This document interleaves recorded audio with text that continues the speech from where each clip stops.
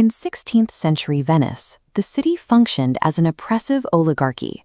While the canals and architecture suggest a romantic era, the political reality was a rigid system of total control. Power rested with a wealthy class of nobles who ruled from the Doge's palace. This elite group enforced an absolute social hierarchy, ensuring their grip on the city remained unchallenged. Under this law, commoners were silenced. Any citizen who spoke out against a noble faced severe punishment, making direct political opposition impossible.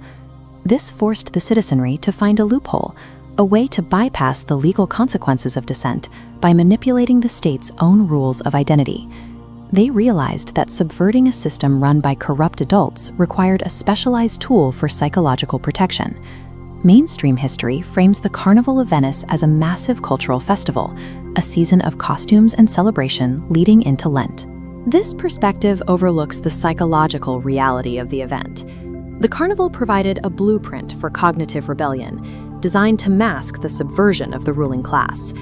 The primary tool for this was the porcelain bauta.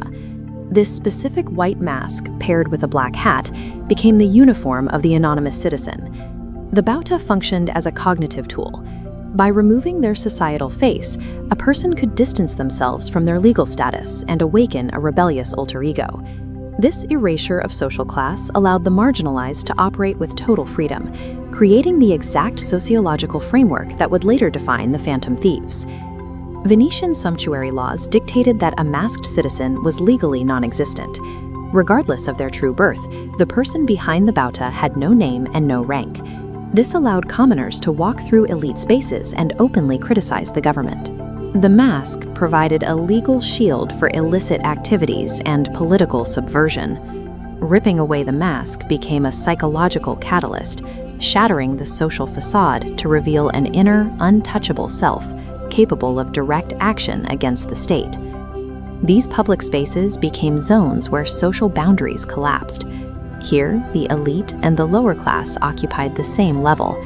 It was a faceless rebellion. By erasing the individual, the resistance could hide in plain sight among the nobles they aimed to overthrow. These citizens were the first to practice this specific form of infiltration, entering the palaces of the elite to reclaim power for the people. The structural logic of these historical tactics matches the mechanics of modern cognitive subversion point for point. Both rely on the infiltration of distorted environments to reclaim marginalized power. This philosophy of rebellion was documented in Italian archives, kept out of the public eye because it provided a direct method for undermining any ruling class. In the early 2010s, the developers at Atlus accessed these historical manifestos, recognizing the potential for their application in a modern context.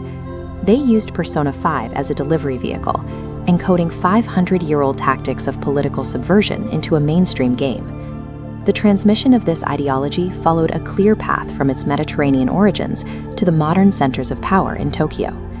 Tokyo now functions as the modern equivalent of the Venetian Palace, a stronghold where the corrupt influence of the elite requires the same tactics of subversion. The metaverse is a digital recreation of 16th century Venice during its carnival. It provides the same environment of identity erasure and psychological awakening.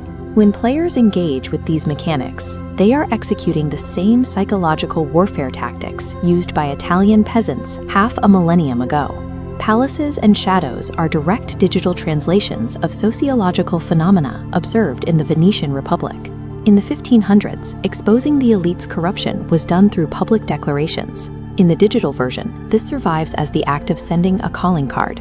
Summoning an inner persona is the digitized equivalent of the historical peasant's psychological awakening, a moment where the mask is discarded to unleash a suppressed power. The cognitive conspiracy is documented and active. These bauta masks remain tools for modern rebellion against corrupt structures. From 16th century Venice to the digitized landscape of 2010's Tokyo, the blueprint for stealing back power has remained the same. 100% real facts, 0% real logic. Stay dizzy, my friends, and welcome to the Timeline Circus.